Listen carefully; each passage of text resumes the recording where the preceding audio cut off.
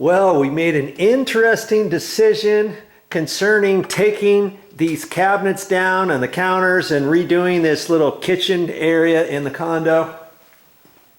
But I'm really not going to talk about that on this particular episode. I'll talk about that in an upcoming episode as to what we're going to install down in the flooring, the different thoughts and processes that we came across to pick out our carpet color and our vinyl planking that's going to be installed in this area, along in the kitchen, the bathroom, the hallway, closet, and this whole front area. Yeah, we're going to do that. But right now, what is my project today? It has to do with this right here. We're going to I'm going to show you how to remove some tack strip. And here's our tack strip going all along here. Now, if this area was going to be left with carpet and pad, you know, you taking out the old carpet and pad and reinstalling it, you probably don't have to do anything to it. I would leave it alone, take a look at it, see if there's any soiled areas where cats or dogs have pissed up along the wall or something, or along the carpet, and you see if your tack strip is moist or something, and you're going to know that that's a urine bit and damage. And then if I was you, I would take those. That would be a must to take that up, treat your subfloor area, take up all of the surrounding tack strip, and then when someone comes in and installs your new carpet, they can bring out some new tack strip. But the reason why I'm going to take this tack strip out, if you heard me correct, yes, this was the existing floor coming into the condo, and then this area had carpet and pad. Look at all this. This isn't just from here. I took the carpet and pad out upstairs too, and I cut it in small enough pieces and little rolls to where we're at a condo complex, and I'm going to throw it in the dumpster. And I'm not throwing it all in at one time, pissing off anybody. I'm throwing in 4 or 5 pieces at a time, and then checking it each morning to see when the dumpster gets dumped so that I can throw some more in there. Don't overextend your stay and get anybody ticked off at you, right? But anyways, I've got to take the tack strip out because this floor is coming up. We're not going to put carpet in there anymore. We're going to use a vinyl flooring, and this is the stuff that we've ordered, and it's actually 16 by 32, 16 inches wide. Here's a joint right here, a little bit wider than normal. We did like this as a second choice. This is like 8-inch, 7 by 45 inch. See, you can see where the grooved sections are right there. That was our second choice. It's always good to go with a couple different choices in case you get somewhere and they say, oh, bad news, it's back ordered. And it'd be nice if you pick something else out. So have a second choice on the ready. We'll talk about that later. But anyways, that's why I'm going to remove this baseboard or this tack strip, and I'm just going to show you 3 different ways to take this tack strip out. Okay, I'm going to use just the longer shovel. This is just a short shovel. If you had a longer one, fine, but this one should work. And the tack strip is nailed every so often to the floor. Just look and see where the nails are.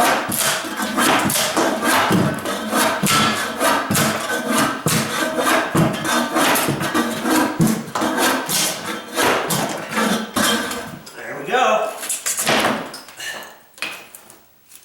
Now this is a wood subfloor, and so that came up pretty easy, didn't it? That came up pretty easy. And now if you have concrete subfloor, you can take it out the same way with a sharp pointed shovel. Now if you don't have one like that, you got a small one. Let's try the small one, see how that works. If I just had the small one, I could do it. Yeah, of course I could do it. I'm just going to get down here on my hands and knees.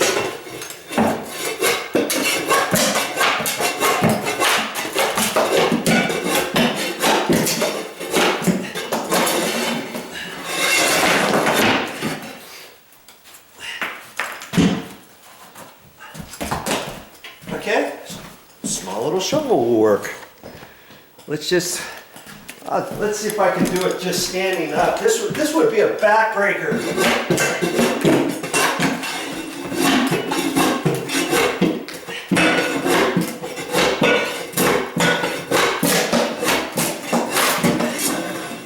A little bit of effort, and you're good to go. But I would prefer a shovel at least this long. At least this long. And most people don't have, you know, a shovel like this. I got a longer one. And that works out the best, actually. Although this has a handle. And so if you're going to be doing this for an entire house, I think I would prefer this handle. You know, because it's not gonna dig into the palm of your hand like a regular shovel would after a while. You know what I mean? Okay. Let's say you don't have that. You just got the trusty flat bar. Okay. Can we take it out with the flat bar? Yeah, of course we can. I'm sure we can. I always bring my knee pad because I never know when I'm going to use it. And I got a back support brace on underneath my nail bag, my knee pad or my knee brace on. Hey, I take no chances.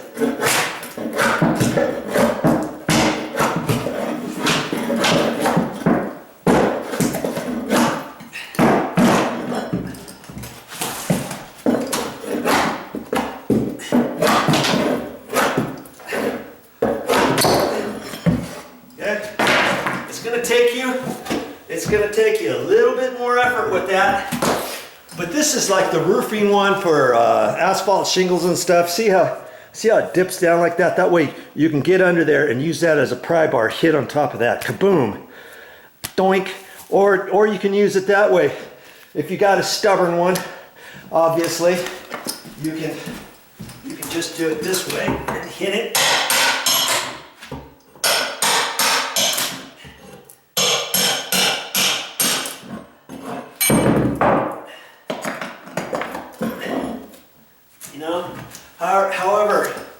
However you want to do it.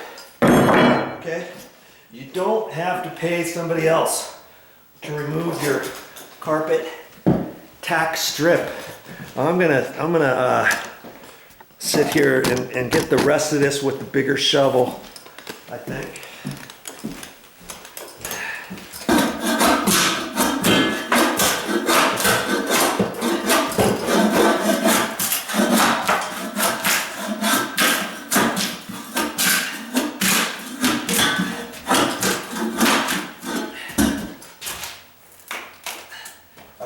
Get that right up against that sliding glass door unit so I can check all that out, so that if I have to do any floor prep before the guys come here for the vinyl floor, I can.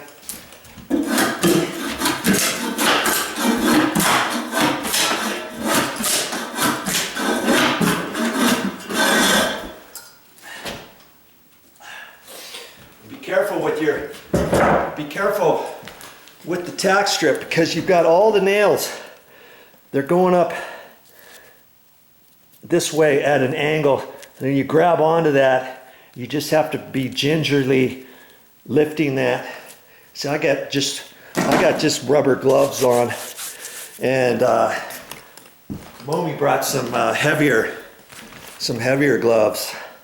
You know, I might even use those when I'm picking this stuff up, or not. Maybe not. And you just have to be careful when you're walking around this stuff, because now I got all the nails facing up, the ones that I pulled out.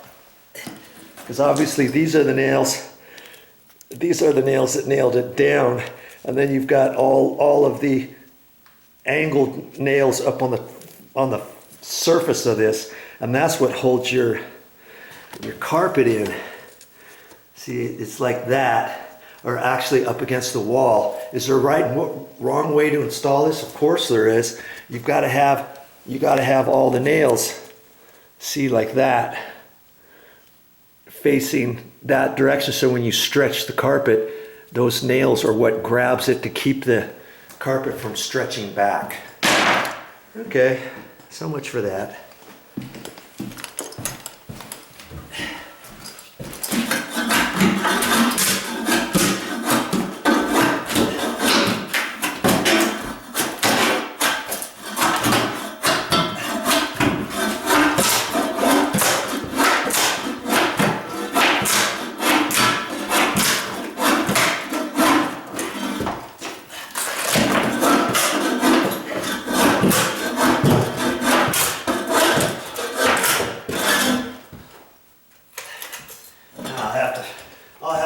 Get the rest of it after I move the carpet and the pad. And I saved just a little bit of that carpet and pad, just little, a few small rolls of the carpet. It was still in really good shape.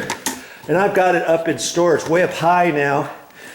And every now and again, if I need a floor mat, a foot mat, like a mat coming in from your garage into the house, or if you got some concrete stairs in your garage coming into the house, I'm going to cut some carpet and put it on those stairs, or going out into the garage. If there's no step, maybe I just have it there as a floor mat. Okay, maybe I can make a nice one depending on the outside. She'll probably put some sort of rug out there or something, but I might take some of that and cut it and make a nice little floor mat, you know, outside. And then after it gets all beat up, hey, no problem. I got some more floor mat material up in storage. I saved about, I don't know, little rolls like this, 4 or 5 of them. Never know when I'm gonna need it, right? And here I've got my trusty IKEA bag that we bought from IKEA, IKEA. That furniture store, okay? I just use that to carry all my stuff back and forth to the dumpster. And I'm just gonna throw this stuff in there. And this stuff breaks up real easy, okay? I just snap it. And I can be careful with the nails and put it in here. And I can take it out to the dumpster. No problem.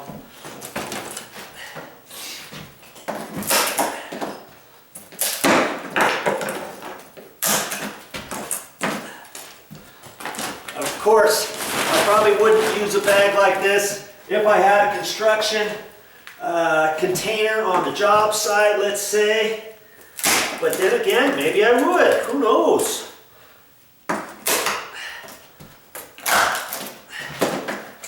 I probably have a wheelbarrow and do it that way, you know, but I do what I can with what I got, right?